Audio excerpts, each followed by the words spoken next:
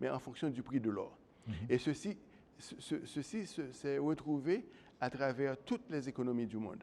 Parce qu'une fois que l'or est détaché du dollar américain, où à l'époque il fallait 35 dollars américains pour un once d'or, une fois ceci a été fait, la valeur de l'or a fluctué, continue de fluctuer à travers le temps.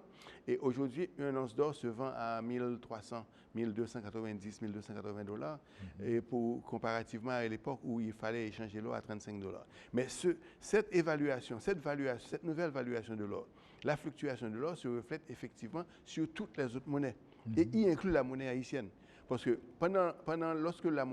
lorsque la goutte s'échangeait à 5 gouttes pour un dollar, il fallait 175 gouttes pour acheter un once d'or.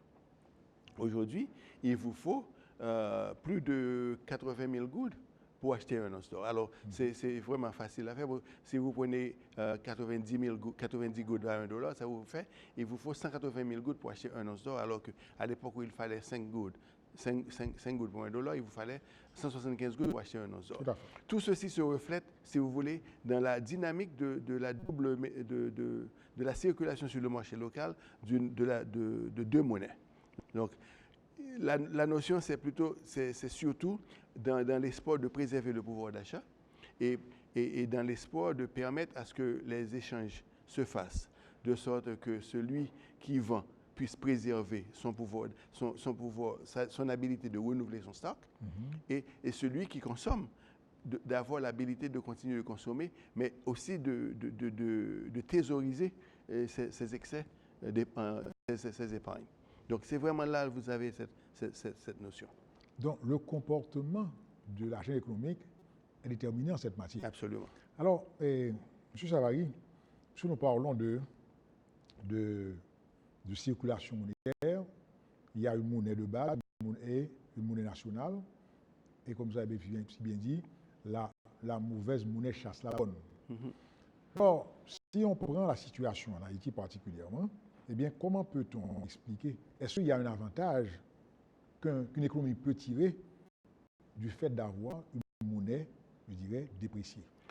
Bon, écoutez, il y a toute une série de réflexions économiques qui se fait et qui voudrait faire croire qu'effectivement, lorsque une monnaie est dévaluée, alors il y a la dévaluation et il y a la dépréciation. Oui. Parce que cette décision, c'est une décision régalienne, où la nation décide de dévaluer sa monnaie pour attirer les investissements. C'est ça. Okay? Maintenant, lorsque cette décision est prise, il y a la théorie voudrait faire croire que avec la dévaluation, les investissements seront attirés vers le pays et la production, avec les investissements qui viennent, ils s'achemineront vers les industries de production. Et à partir de ces industries, il y aura augmentation de l'exportation. Avec l'augmentation de l'exportation, il y aura effectivement des rentrées de devises. Et les rentrées de devises vont venir en appui à la devise nationale et se stabilisera à un point tel où il y aura moins de fluctuations et l'économie pourrait progresser harmonieusement avec un taux de change qui ne nécessite pas l'inflation. C'est ça la théorie. Donc il y a comme stabilité du... C'est la stabilité. Maintenant, pourquoi la stabilité qu'il faut mentionner? C'est parce que dans toutes les théories économiques, vous voulez, ce qui est important de déterminer, c'est quel est le taux d'inflation qui prévaut et qui pourrait préserver la richesse accumulée, la valeur de la richesse accumulée. Toutes les théories, en fait, c'est vraiment comment préserver les avoirs. Et préserver les avoirs veut dire comment mesurer, comment contrôler le taux d'inflation dans une économie. C'est vraiment ce que nous avons. Hein. Mais dans notre cas, faire venir les investissements étrangers, c'est vraiment comment augmenter la prospérité, comment permettre à ce que les gens puissent avoir des épargnes beaucoup plus considérables et comment augmenter le pouvoir d'achat, comment augmenter le standard de vie. C'est vraiment fondamentalement ce qui est dit. Oui. Okay? Maintenant, il y a également ce qui n'est pas dit. Okay. Et ce qui n'est pas dit, c'est ce qui m'intéresse. Parce que lorsque vous dévaluez votre monnaie, vous dévaluez également tous les actifs qui sont chez vous. Hein? Et l'actif le plus important dans un pays, c'est la force de travail. Parce que c'est à partir de la force de travail que la prospérité se crée. C'est à partir de la force de travail, si vous voulez, c'est le ratio entre le travail et le capital qui détermine la croissance de l'économie. Et si ce ratio n'est pas présent de façon optimale, vous n'allez pas avoir de croissance économique, quel que soit le niveau de dévaluation que vous adoptez. Okay? Et c'est vraiment, et avec la dévaluation, lorsque vous le faites, ce que vous produisez chez vous, il ne faut pas oublier qu'avec la dévaluation, tous les prix chutent chez vous. Donc, vous êtes en train de produire, d'avoir une production que vous exportez, mais l'exportation de cette production, c'est vraiment exporter chez quelqu'un d'autre un taux d'inflation bas. Alors que chez vous, le fait que avec la dévaluation les prix augmentent, vous créez chez vous une situation inflationniste. Hein? Vous saisissez? Hein? Et c'est ce qui se fait maintenant avec la dévaluation. Parce que on peut prendre un exemple concret. Si par exemple vous êtes dans le business de la manufacture de chaussures et vous fabriquez, cela, il vous coûte en Haïti, disons, $10 pour manufacturer une paire de chaussures. Donc ces $10 tiennent compte du coût du travail, du loyer, des impôts, de la réglementation, de la matière première, de l'énergie, tout ça représente, les $10 représentent tout ça. Maintenant, et au-dessus de ces $10, vous devez additionner votre marge de profit, qui peut être 10%, ça vous fait $10. Maintenant, vous allez exporter les $10 de production vers un pays déterminé, une destination quelconque. Mais arrivé à destination, cette chaussure que vous avez fabriquée chez vous à $10, hein, qui inclut votre profit, se vend là-bas à $100. Maintenant, le prix, si ces chaussures-là étaient fabriquées là-bas, le coût aurait été de $100. C'est-à-dire en dessous du prix de vente. Donc, en le fabriquant ici à $10, vous exportez chez quelqu'un d'autre une marchandise qui va se vendre à bas prix, mais chez vous, vos prix n'ont pas augmenté. Donc, vous ne pouvez pas créer la prospérité chez vous, alors que chez l'autre, vous créez la prospérité. C'est ce que fait la dévaluation. Très bien. Hein? Alors là, c'est la dévaluation, c'est le fait. Mais quand vous avez fait remarquer qu'il y a un rapport entre la production et, je dirais, le niveau de change aussi. Absolument. Et c'est bien dit. Alors, puisque est ainsi, comment alors, voilà, les prix, on a la monnaie se déprécie, il faut qu'il y ait aussi une production correspondante, parce que dans les deux cas, que l'on parle de l'évaluation de dépréciation, ceci va impacter quand même la balance des paiements. Alors, la balance commerciale d'abord. Donc, cependant, si vous n'avez pas de production pour influencer les exportations positivement, ça veut dire que la dépréciation de la monnaie risque d'avoir un effet négatif. C'est le cas, par exemple, d'Haïti, où nous avons en grande partie des importations qui sont plus importantes que d'exportations.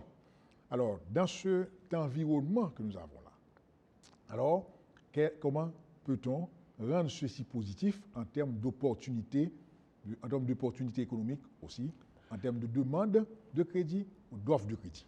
Bon, c'est ça pratiquement l'émission. Il y a plusieurs choses, hein, qu'il faudrait considérer. La première chose, c'est que contrairement aux gens qui disent qu'il faut faire venir les investissements étrangers, moi je crois plutôt qu'il faut renforcer les gens qui produisent chez nous.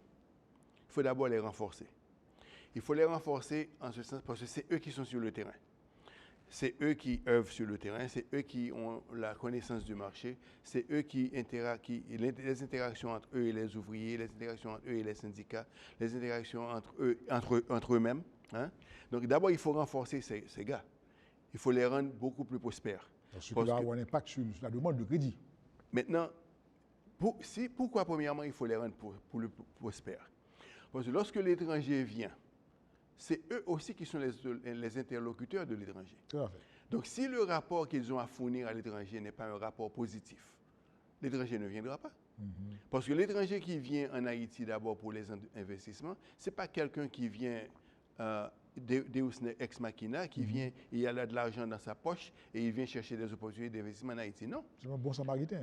Oui, absolument. C'est pas du tout. C'est un gars qui vient, qui vient chercher, étudier le marché, regarder comment évolue le marché, comment évoluent les acteurs, quel est le niveau de richesse et de prospérité des acteurs locaux, avant de déterminer si lui, est-ce qu'il peut lui aussi devenir aussi prospère que les acteurs locaux. S'il ne peut pas, pourquoi il viendrait? Quelles que soient les lois que vous prenez, quel que soit le code d'investissement que vous votez, quel que soit le salaire minimum que vous placez, quels que soient les avantages que vous offrez, si le gars, quand il vient en Haïti, il doit passer dans la boue pour aller à l'hôtel, si l'investisseur local ne peut pas l'inviter chez lui, pour qu'arriver chez l'investisseur local, il voit la prospérité, il ne viendra pas. Hein? Donc, ce qui veut dire maintenant, la première chose, c'est vraiment de renforcer les investisseurs locaux. Parce que c'est eux qu'on le veuille ou non, c'est eux qui ont créé les emplois que vous avez aujourd'hui. Donc, si vous voulez les écraser, si vous voulez comme on dit en créole, les tout-pisi, hein? Lorsque l'investisseur étranger arrive, qu'est-ce qu'ils vont dire à l'investisseur étranger? Ils disent, mon cher, ici, il n'y a pas un côté où mettre de l'argent. Okay? Bon, d'une part, il y a l'élément de la concurrence aussi. Il ne voudrait pas avoir de concurrent sur son marché. Mais fondamentalement, le gars, s'il ne peut pas faire respirer, si vous voulez, hein, la prospérité, mais il ne peut pas persuader quiconque à venir investir en Haïti. D'abord, montrez-moi un secteur privé fort, riche et prospère, qui crée des emplois. Parce que nous avons actuellement en Haïti à peu près la force de travail, la population active, c'est représente à peu près 7 millions de gens. Donc, ce qui veut dire, des 7 millions, vous avez 60% de chômage. Ça vous fait 6 fois 7, 42, 4,2 millions de gens qui ne travaillent pas dans le pays. Montrez-moi un secteur privé prospère qui absorbe une plus grande portion de ces gens qui sont au chômage. Alors, je vous dirais, oui, effectivement, avec ça, vous pouvez avoir des investisseurs étrangers. Okay? Mais c'est ce que je crois. Très bien. Hein? Alors, le renforcement du secteur des opérateurs locaux. C'est accès au crédit. Accès au crédit. Okay? Parce que c'est là vraiment qu'on en veut venir. Pour renforcer les acteurs locaux, parce qu'il faut se rendre compte que l'investissement en général ne se fait pas avec l'argent comptant. L'investissement se fait à partir de prêts à long terme. Maintenant, vous avez deux types d'investissements. Vous avez un investissement qui se fait pour la consommation du ménage, et vous avez l'investissement qui se fait pour la consommation individuelle. Maintenant, lorsque vous avez la consommation du ménage, c'est-à-dire que vous êtes dans le commerce. Mais lorsque vous êtes dans la consommation industrielle, vous êtes dans la production sur le long terme. Et la production sur le long terme, vous avez besoin de crédits qui arrivent à maturité sur le long terme et qui se conforment à ce qu'on appelle la courbe des taux d'intérêt. Alors, puisque vous parlez de crédit à long terme, on prend une pause. Et, téléspectatrices, téléspectateurs et internautes, on vous revient.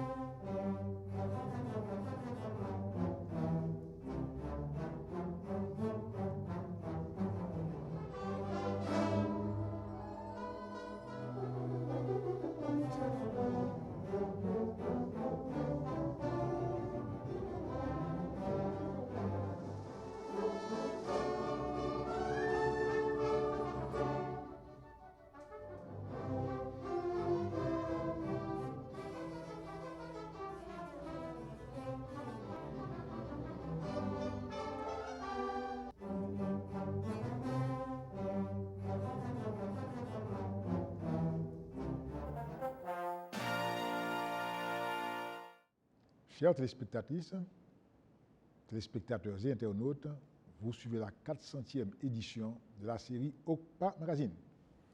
Série qui a pour titre Impact de la dépréciation de la gourde sur le crédit. Notre invité, M. William Savary. Au cours de la première partie de l'émission, les notions de dévalorisation et dépréciation ont été clairement définies. Et encore pour répéter, M. Savary, la première, à savoir la dévalorisation, est une décision politique souveraine. Et la seconde, un phénomène résultant des variables économiques. Au cours de cette première partie de l'émission, M. Savary vous a permis de comprendre la relation qui existe entre la production et la monnaie en général, dans un premier temps. Dans un second temps, eh bien, il a expliqué comment se fait le jeu entre les monnaies. On a une monnaie de base, il a fait référence au dollar, et à une monnaie nationale, nous prenons la monnaie de la gourde, eh bien, c'est de référence pour apprécier comment la mauvaise monnaie qui est la monnaie étrangère peut arriver à chasser la bonne monnaie qui est la monnaie nationale. Et ceci résulte du choix des consommateurs, des éléments de nervosité du marché. Il y a une demande de dollars, il y a une offre de dollars. Il y a une masse de gourde face au dollar, donc ceci, effectivement, a une influence sur l'argent économique, indépendamment de sa situation, qu'il soit producteur, investisseur, qu'il soit consommateur, qu'il soit épargnant. Donc avant la pause, M. Savary va nous expliquer comment on doit renforcer d'abord les opérateurs locaux et ce qui, en principe, va impacter la production. Et pour impacter la production, eh bien, il n'y a pas quatre chemins, il faut que ces opérateurs aient accès au crédit. Et le crédit, comme nous dit, le loyer de l'argent, le coût du crédit est aussi fonction du temps. Et puisque nous avons deux monnaies en circulation, c'est ça, je dirais, ce que M. Savary va de bien comprendre, comment, je dirais, cette présence de deux monnaies, ce taux de change qui influence l'argent économique, comment ceci peut influencer le crédit. Donc, M. Savary, puisque vous parliez de crédit à long terme. Oui, maintenant, ce qu'il faut comprendre dans le